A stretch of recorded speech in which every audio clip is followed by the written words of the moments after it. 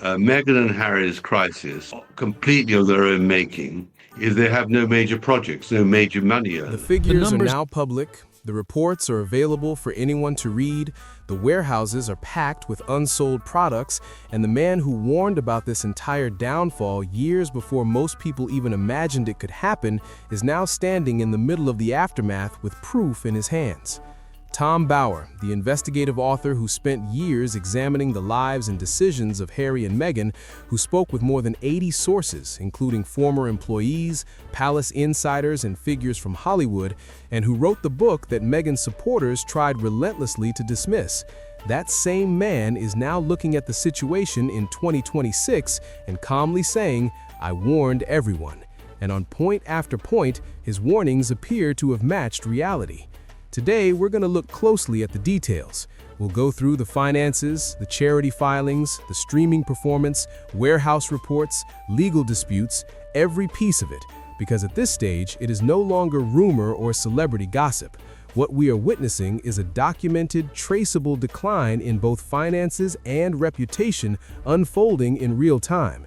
And by the end of this video, you will see how a couple who once secured a $100 million Netflix agreement, enjoyed worldwide visibility, carried royal name recognition, and held the sympathy of millions, eventually reached this point. Stay with me, because this story becomes even more complicated before any sense of clarity appears. Who Tom Bower is and why his voice carries weight. Before we dive into the figures, and we absolutely will, there is something important to address, because many viewers often ask the same question. Why should anyone rely on Tom Bower? It's a reasonable question, and the answer lies in his professional record. Tom Bower is not a celebrity gossip blogger or a random commentator posting rumors online. He is widely recognized in Britain as a serious investigative biographer. Over the years, he has written extensively about powerful public figures such as Robert Maxwell, Richard Branson, Tony Blair, and Boris Johnson. These books are not light celebrity profiles. They are carefully sourced investigations into people who often prefer not to be examined closely. When his book about Meghan and Harry was published, Meghan's public relations team moved quickly to challenge it. They labeled the work fiction, described it as biased, and dismissed it as a personal attack. Yet, as time passed, many of the themes Bower raised continued to reappear in real-world developments. Questions around charitable operations, disappointing streaming results, difficulties with lifestyle branding, financial strain, and highly public legal conflicts. He did not speculate. He gathered sources and reported what he found. And as events unfolded, the supporting evidence kept emerging. So when Tom Bower speaks today about where Harry and Meghan stand in 2026, his comments draw attention, not simply because they are dramatic, but because they follow a long record of investigative reporting. Now let's turn to the finances. The Archewell question, a charity surrounded by scrutiny. When Harry and Meghan introduced the Archewell Foundation in 2020, they presented it as a humanitarian project named in honor of their son Archie. According to their announcement, its purpose was to promote compassion, service, and meaningful change around the world. The branding was polished, the message inspiring, and the story powerful. But behind that polished presentation, critics and analysts would soon begin asking deeper questions about how the organization actually functioned. Carefully and repeatedly creating an impression that did not match the full reality. Let's look closely at the figures, because these details matter. And to be clear, these are not rumors or anonymous leaks.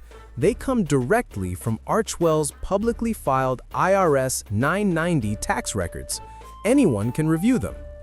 In 2021, Archewell reported receiving about $13 million in donations. That marked its high point. It was the year the Netflix agreement was announced, the same period when the book advance arrived. Their financial position appeared strong. Media attention was largely positive. Oprah's widely discussed interview had just aired. Global interest in the couple was at its peak. Now move ahead to 2024. Reported donations had dropped to around $2.1 million, compared with approximately $5.3 million the year before. Take a moment to consider that shift, because the next figure raises even more questions. In that same year, total reported expenses were about $5.1 million. In other words, spending was more than twice the incoming donations. Read that again carefully. Expenses exceeded revenue by a wide margin. But the detail Tom Bower often highlights as most striking concerns how that spending was distributed. Of the $5.1 million listed as expenses, about $1.25 million went toward charitable grants and related programs. The remainder, close to $4 million, was reported under categories such as staff salaries, security, travel, and administrative overhead. Security alone has reportedly been estimated at around $2 million annually. When critics look at those figures, they ask an important question. What does it mean when a foundation that presents itself as a global humanitarian organization spends far more on operational protection and infrastructure than on direct philanthropic distribution? At one point, the organization employed about 5 staff members. By the end of 2024, several positions had reportedly been eliminated. Roughly 3 individuals left during what was described publicly as a restructuring or rebranding phase. And this is where the timeline becomes more complicated. Some former staff members reportedly believed the organization itself might be shutting down. Later, that suggestion was denied by representatives. Shortly afterward, the website was temporarily taken offline. Then, a new announcement appeared explaining that the structure would shift from the Archwell Foundation name to something called Archwell Philanthropies. Critics said the change created more confusion than clarity. But the rebranding process encountered another issue that proved harder to dismiss. Officials in the state of California issued a notice of delinquency concerning Archwell's filings. That notice indicated that certain required documentation had not been submitted properly during the required timeframe. During such periods, organizations are typically restricted from fundraising or distributing funds until the matter is resolved. That raises a broader question many observers have asked. If a smaller community charity experienced similar filing issues and received an official delinquency notice from its state authorities, how would the public and the media react? Would donors remain silent, or would scrutiny quickly increase? Critics argue that in this case, it was independent analysts and online researchers who drew attention to the issue before larger outlets focused on it. Throughout this period, Tom Bower's interpretation has remained consistent. In his view, Archwell was never structured like a conventional charitable organization built purely for philanthropy. Instead, he suggests it functioned partly as a financial vehicle connected to the couple's wider income streams, helping manage tax structures connected to major media contracts and publishing deals. To be clear, arrangements of that type are not automatically illegal. Many wealthy figures use foundations for financial and tax planning. What critics say made this situation unusual was the public presentation surrounding it. The foundation was introduced with significant publicity.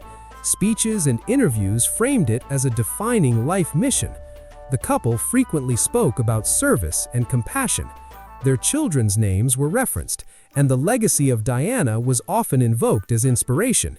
Yet at the same time, staff reductions occurred, structural changes were announced, and the state of California issued a delinquency notice that required correction.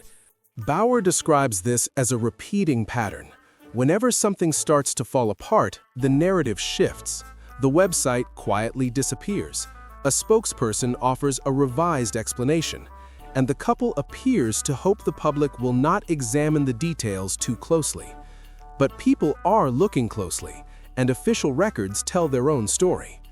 Now we come to the As Ever brand, what some critics call the unexpected $23 million jam problem that Tom Bower says he predicted from the beginning. If Archwell represents a slow, gradual unraveling, then As Ever looks more like a sudden and very public business failure. When Meghan's lifestyle label debuted in April 2024, many headlines celebrated it. Reports said her jam had sold out within hours. The publicity campaign worked exactly as designed. limited quantities, manufactured scarcity, and enthusiastic media coverage. The narrative was that Meghan Markle, former actress and former working royal, was reinventing herself as a lifestyle completely empty of substance. Tom Bower's assessment is direct and unsparing. In his view, Meghan offers little that feels new or genuinely original. He argues that the material often lacks depth and authenticity, and that the presentation can appear overly planned and carefully rehearsed. His criticism is that everything feels calculated rather than natural, and that audiences notice the difference. The ambition, he suggests, was to create something similar to the influence of figures like Martha Stewart. What appeared on screen instead, according to critics, sometimes looked far more ordinary, simple activities presented as something more significant than they really were.